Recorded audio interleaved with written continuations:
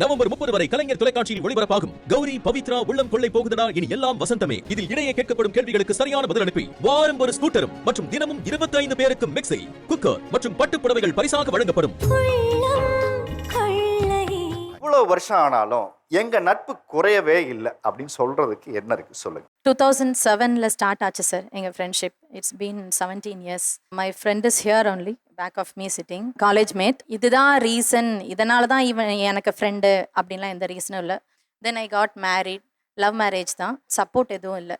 எனக்கு full back போனே friends தான். அவங்க எனக்கு வீடு பார்த்து கொடுத்து எங்களை செட்டில் பண்ணி, அவ்வளோ ஏன் வீட்டோட திங்ஸை பர்ச்சேஸ் பண்ணுறதுல இருந்து பீரோ, கட்டில் எல்லாமே எனக்கு சேர்ந்து என் கூடவே இருந்து ஃபுல்லாக செட் பண்ணி கொடுத்தது என் ஃப்ரெண்ட்ஸ் தான். From the first year engineering start ஆகி இன்னுமே கண்டினியூ ஆகிட்டு தான் இருக்குது. இப்போ காமனாக சொல்கிறத தாண்டி ஸ்பெசிஃபிக்காக இந்த டைமில் எனக்கு வந்து எமர்ஜென்சியில் ஹெல்ப் பண்ணாங்க, இந்த டைமில் எனக்கு இக்கட்டான சொல்ல ஒரு மாரல் சப்போர்ட் அப்படி கேட்குறேன். எனக்கு தம்பி கிடையாது, பையனை அவன் மடியில் வச்சு தான் காது குத்தணும்னு அடம் பிடிச்சி காது குத்துனேன். தாய் மாமெல்லாம் எப்படி விட்டாங்க? என் ஹஸ்பண்ட் கிட்ட சொல்லியிருக்காங்க, உனக்கு தங்கச்சி இருக்குது, அவரோட ஹஸ்பண்ட் மடியில் வச்சு தானே கண்டிப்பாக குத்திருக்கணும், உன் ஒய்ஃப் கிட்ட சொல்லு.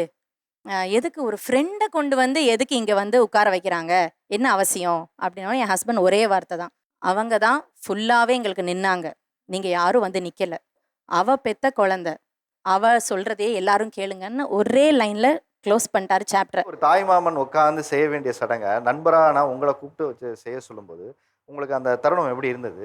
நாங்கள் பக்கத்து ஃப்ளாட்டு தான் சார், ஒரே அப்பார்ட்மெண்ட்டு, வேறு ஃப்ளாட்டில் இருந்தோம். அவங்க 2 பசங்களுக்குமே என் மடியில் வச்சு தான் மொட்டை போட்டோம். ஃபர்ஸ்ட் பையனுக்கு யார் தாய் மாமாவோ, செகண்ட் பையனுக்கும் அவங்களே தான் தாய் மாமா அப்படின்னு சொல்லி தான் கூப்பிட்டவே செஞ்சாங்க. செகண்ட் பையனுக்கு ரொம்ப ப்ரீஷியஸாக ஃபீல் ஆச்சு சார். ரொம்ப அதாவது ஃபர்ஸ்ட் டைம் ஹானரிங்காக இருந்தது. அந்த ஒரு இத்தனை நாள் நம்ம மெயின்டைன் பண்ணிட்டு இருக்கிற ஒரு ஃப்ரெண்ட்ஷிப்க்கு ஒரு நெக்ஸ்ட் ஸ்டேஜ், ஒரு ரெக்கக்னிஷன் கிடைச்ச மாதிரி இருந்தது. சொந்தமாக லேண்ட் வாங்கியிருக்காங்க சார், எங்கள் ஊருக்கு பக்கத்தில் இருக்கிற இடத்துல தான் வாங்கியிருக்காங்க அவங்க. நீங்கள் அவர் ஊரில் போய் நிலம் வாங்கினீங்க? கடைசி காலத்துலேயும் ஃப்ரெண்ட்ஸோடு இருந்து சிரிச்சுட்டே செத்துடலாம் தான் சார். அடா.